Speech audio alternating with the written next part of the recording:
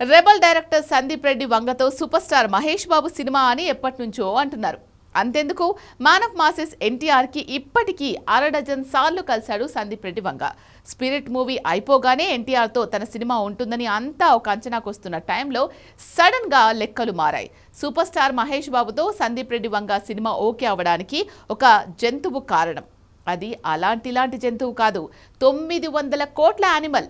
అవును, రణబీర్ కపూర్ చేసిన పనికి సందీప్ రెడ్డి వంగ సడన్ గా సూపర్ స్టార్ మహేష్ బాబుతో సినిమాను సెట్ పైకి తీసుకెళ్లేలా ఉన్నాడు. ఇప్పటికిప్పుడు కాకపోయినా వచ్చే ఏడాది దసరాకు సూపర్ దంచుడే అని తెలుస్తోంది. ఇంతకీ ఇంతలా ఈక్వేషన్స్ ఎందుకు మారాయి? ఎన్టీఆర్ ఎందుకు సందీప్ ని సైడ్ చేశాడు? Have a look.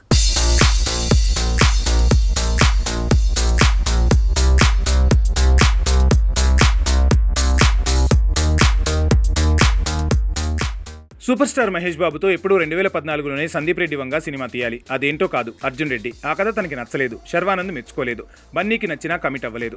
ఇవి అర్జున్ రెడ్డి సెన్సేషనల్ హిట్ అయ్యాక చాలా మంది నుంచి ఇలాంటి కథ ఎలా మిస్ చేసుకున్నాడని, కాకపోతే మహేష్ బాబు అర్జున్ రెడ్డి పాత్ర వేస్తే కొన్ని ఇబ్బందికరమైన సీన్స్ పరంగా చూస్తే తను ఆ కథని ఎంచుకోకపోవటమే కరెక్ట్ అన్నారు. ఏదో కొత్త హీరో కాబట్టి కొన్ని సీన్స్తో ఎలాంటి ఇబ్బంది రాలేదన్నారు.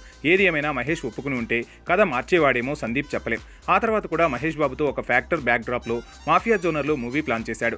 మహేష్ బాబు కూడా కమిట్ అవ్వాలనుకున్న కాంబినేషన్ సెట్ కాలేదు. దీంతో కబీర్ సింగ్ యానిమల్ తీసి హిట్ మిట్ ఎక్కాడు సందీప్. అప్పుడు కూడా సూపర్ స్టార్ మహేష్ బాబుతో సినిమా తీయాలనే మరో కథతో తనని కలిశాడు. ఈసారి కథ ఓ రేంజ్ లో ఓకే చేశాడు. కాకపోతే రాజమౌళి మూవీ వారణాసికి మహేష్ కమిట్ అయితే గత కమిట్మెంట్ ప్రకారం ప్రభాస్ తో స్పిరిట్ చేయాల్సి వస్తుంది. అయితే ఈలోపు బన్నీ వచ్చి సందీప్ తో సినిమా అనౌన్స్ చేశాడు. సందీప్ రెడ్డి వంగ కూడా ఎన్టీఆర్ కి కథ చెప్పి చాలా సార్లు తనతో చర్చించాడు. సూపర్ స్టార్ మహేష్ బాబుకి కూడా సందీప్ మరోసారి స్టోరీ నేరేట్ చేశాడు. అయితే మోస్ట్లీ ఎన్టీఆర్ తోనే సందీప్ సినిమా ముందుగా మొదలవచ్చన్నారు. కానీ ఎన్టీఆర్ డ్రాగన్ ఒక భాగం కాదు, 2 భాగాలుగా మారటంతో షూటింగ్ డిలే అవుతుంది. తర్వాత దేవర్ 2 చేయాల్సిన పరిస్థితి వచ్చింది. ఇక త్రివిక్రమ్ షణ్ముఖుడు కూడా దసరాలోపు పట్టాలెక్కే ఛాన్స్ ఉంది. కాబట్టి తను ఫ్రీ అవ్వటానికి 2 ఏళ్ల టైం పడుతుంది.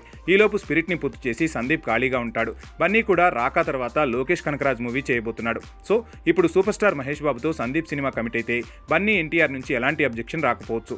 ఎందుకంటే మహేష్ కి ఎప్పటి నుంచో సందీప్ కథ చెబుతున్నా కమిట్మెంట్ మాత్రం బన్నీ ఎన్టీఆర్లే ముందిచ్చారు.